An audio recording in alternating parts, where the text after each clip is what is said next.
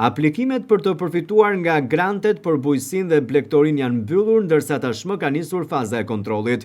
Drejtori i Agjencisë Veterinarisë në Vlorë, Adila Kojdeli, gjatë një interviste të dhënë për televizionin 6+ nga Vlora, konfirmon se ka filluar faza e parë e kontrollit nga AZHBR, ndërsa më pas pritet të shfaqet edhe lista e fermerëve që do të kualifikohen për fazat e mëvonshme. Aplikimet normalisht janë mbyllur në fazën e përpunimit të dokumentacionit në Tiranë AZHBR dhe fillon kontrolli në terren nga inspektorët e AZHBR-s. Është jashtë institucionit tonë, ne ishim deri te momenti i pajisjes me dokumentat përkatës gjatë periudhës së aplikimeve. Kur nis kontrolli? Në dinin time ka filluar kontrolli. Faza e parë e kontrollit të dokumentacionit, sigurimet shoqërore, taksa të paguara, regjistri rruta, ka filluar dhe mendoj brenda 20 ditësh nga dita e mbylljes së aplikimeve, AZHBR-ja shfaq në sajtin e saj listën e fermerëve që janë kualifikuar për të fituar.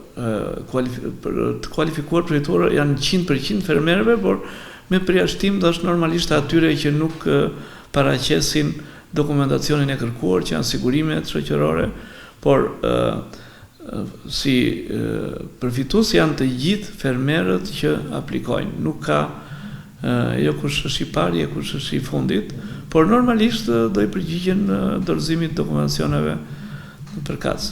Drejtori i Drejtorisë Rajonale të Veterinarisë në Vlorë, Adila Kojdeli, thekson se skemat më të preferuara nga fermerët janë ato të mbarështrimit të kafshëve, gjedhit të imtave apo edhe bledhve. Për këto skema ka patur interes edhe më shumë, por numrin më të madh të aplikimeve, sipas Kojdelit, e ka patur skema e naftës pa akciz. Zakonisht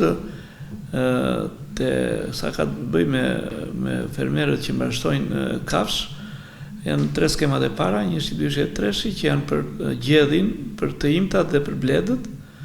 Të interesuar normalisht ka shumë, është vete një përqindje shumë të lartë numri aplikimeve në raport me numrin e fermave, por numri më i madh i aplikimeve në rang republike është te skema e naftës pa akciz.